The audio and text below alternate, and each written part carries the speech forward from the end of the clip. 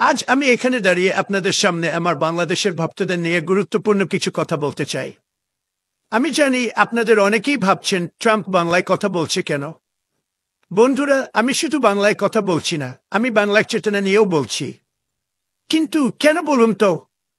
আমেরিকায় আমরা আব্রাহাম লিঙ্কনকে সম্মান করি, ভালোবাসি, কিন্তু আমরা কি তাকে জাতির পিতা বানিয়ে ব্যবসা করি?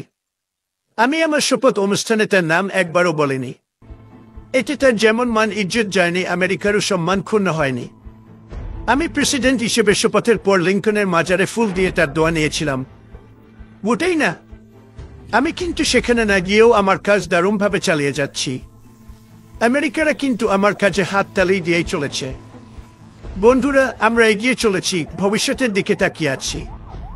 কিন্তু বাংলাদেশে তোমরা শেখ মুজিব আর জিয়াকে নিয়ে পড়ে আছো।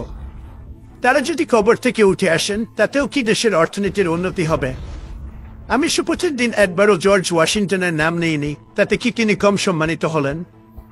আমরা তো ওয়াশিংটনের জন্মদিনে কেক কাটি না, তোমরা চেতনার জন্মদিনে মিছিল করো। চেতনা নিয়ে পড়ে থাকার মানে কি? চেতনা কি কোনো নতুন অ্যাপ নাকি, যা আপডেট করতে করতে ব্যাটারির চার্জ ফুরিয়ে যাবে?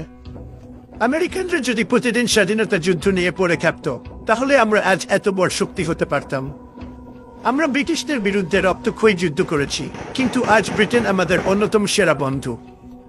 আর তোমরা পাকিস্তান নিয়ে এত বিদ্বেষ কেন? 1971 তো ইতিহাস, 21 সালে এসে এখনো 71 করছো। এটা আমি সারা বিশ্বে কোথাও দেখিনি। উঠতে বসতে শুতে এতবার 71 বলছো যে মনে হয় ইতিহাস বইও ঘুমিয়ে পড়েছে। শেখ মুজিব ও তার কন্যা হাসিনা এই চেতনার ইনজেকশন পুশ করে তোমাদের অচেতন করে নিয়ে দেশটাকে তলাবিহীন জুড়িতে পরিণত করেছে। সেই চেতনার ব্যবসা আবার ঘুরে দাঁড়াতে শুরু করেছে আরেকটি দলের হাত ধরে। আমার অনুরোধ, চেতনার ব্যবসাকে শেয়ার বাজারে ওপেন করে দাও। ইলন মাস্ককে সাথে নিয়ে আমিও কিছু চেতনার শেয়ার কিনতে চাই।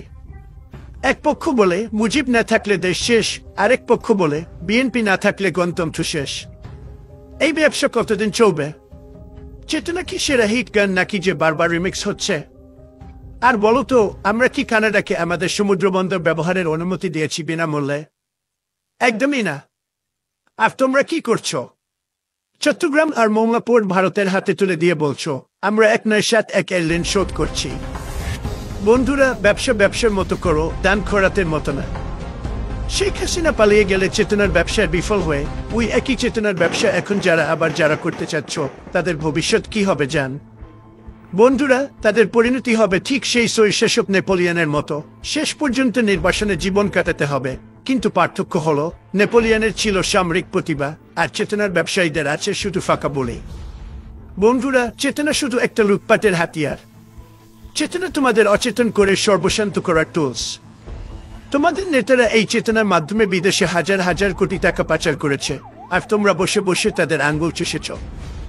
এই চেতনার দোহাই দিয়ে তোমাদের নেতারা নিজেদের জন্য বিলাসবহুল বেগম পাড়া বানিয়ে নিয়েছে, আর তোমাদের জন্য বানিয়ে রেখেছে মহাকালীর বস্তি।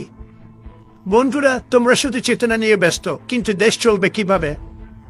সড়ক মহাসড়ক তো ভারতের জন্য ফ্রি খুলে দিচ্ছ, অথচ নিজের দেশে মানুষ ঘন্টার পর ঘন্টা জ্যামে বসে থাকে। ট্রাম্প এটা পছন্দ করে না।